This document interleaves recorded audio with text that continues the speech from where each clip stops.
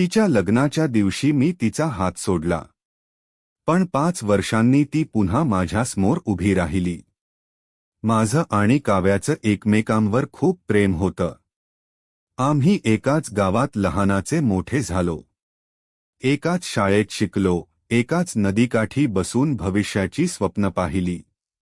आम्ही ठरवलं होतं की कितीही अडचणी आल्या तरी आयुष्यभर एकत्र राहायचं. पण आयुष्याला काही वेगळंच मंजूर होतं. काव्याच्या वडिलांवर मोठं कर्ज होतं. घरात रोज भांडणं व्हायची. एक दिवस तिने रडत रडत मला सांगितलं, बाबांनी माझं लग्न ठरवलं आहे. जर मी नकार दिला तर ते हे दुःख सहन करू शकणार नाही. माझ्या पायाखालची जमीन सरकली. मी तिला पळून जाण्याचा सल्ला दिला नाही, कारण मला तिच्यावर प्रेम होतं.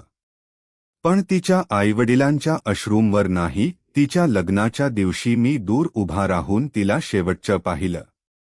तिने एकदाच माझ्याकडे पाहिलं. त्या नजरेत हजारो अपूर्ण स्वप्न होती. मी मात्र मागे वळलो, कारण तिच्या डोळ्यांतलं दुःख मी पाहू शकत नव्हतो.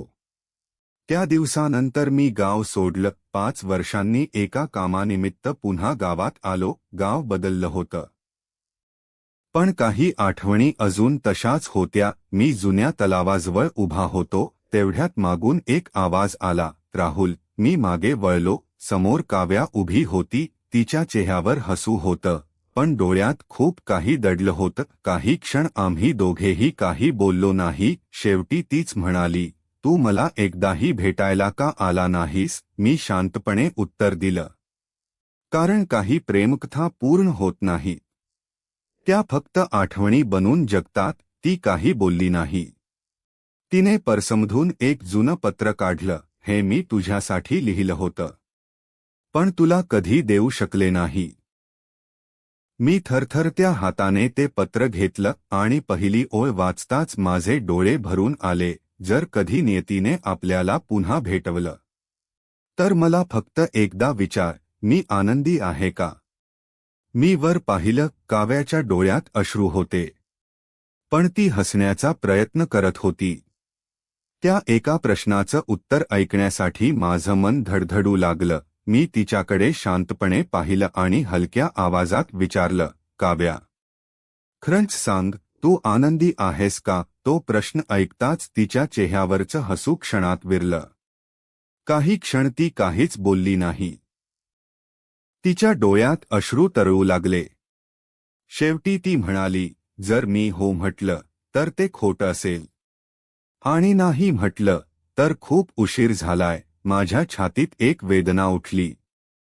आम्ही दोघं तलावाच्या काठावर बसलो, जिथे कधीकाळी भविष्यातल्या स्वप्नांबद्दल बोलायचो, तिथे आज भूतकाळाच्या जखमा उघडत होत्या. काव्याने हळूहळू सांगायला सुरुवात केली. लग्नानंतर सगळं ठीक होईल असं वाटलं होतं, पण तसं झालंच नाही. माझ्या नव्याने कधी माझा अपमान केला नाही, पण त्याच्या मनात माझ्यासाठी प्रेमही नव्हतं.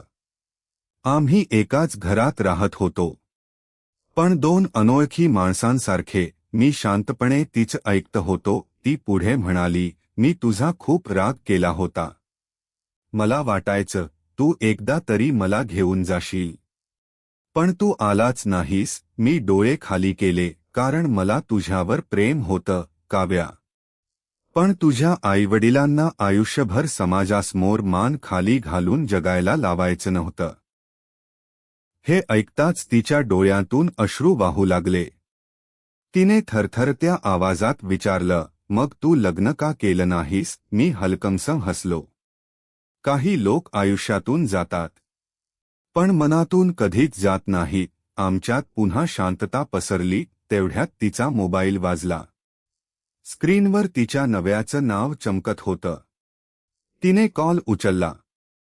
हो, मी येते. फोन ठेवून ती माझ्याकडे पाहत म्हणाली, मला निघावं लागेल. ती वळली, 2 पावलं चालली, पण अचानक पुन्हा माझ्याकडे आली. तिने माझ्या हातात एक छोटीशी चावी ठेवली. मी आश्चर्याने विचारलं, ही कशाची आहे?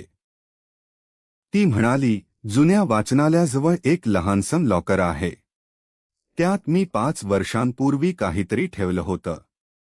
तुझ्यासाठी. मी काही विचारण्याआधीच ती निघून गेली. दुसऱ्या दिवशी सकाळी मी त्या वाचनालयात गेलो. जुन्या लॉकरचा क्रमांक पत्रात लिहिलेला होता. मी थरथरत्या हाताने चावी फिरवली. लॉकर उघडताच आत एक छोटी लाकडी पेटी दिसली. मी ती उघडली. आत एक अंगठी, आपला जुना फोटो आणि एक वैद्यकीय अहवाल होता. त्या अहवालावरची तारीख पाहताच माझा श्वास अडला. तो अहवाल काव्याच्या लग्नाच्या 3 दिवस आधीचा होता. आणि डॉक्टरांनी त्यावर लाल अक्षरात एक वाक्य लिहिलं होतं, रुग्णाला तातडीने सत्य सांगणं आवश्यक आहे. त्या क्षणी माझ्या मनात एक प्रश्न घुमू लागला, काव्याने माझ्यापासून कोणतं सत्य लपवलं होतं.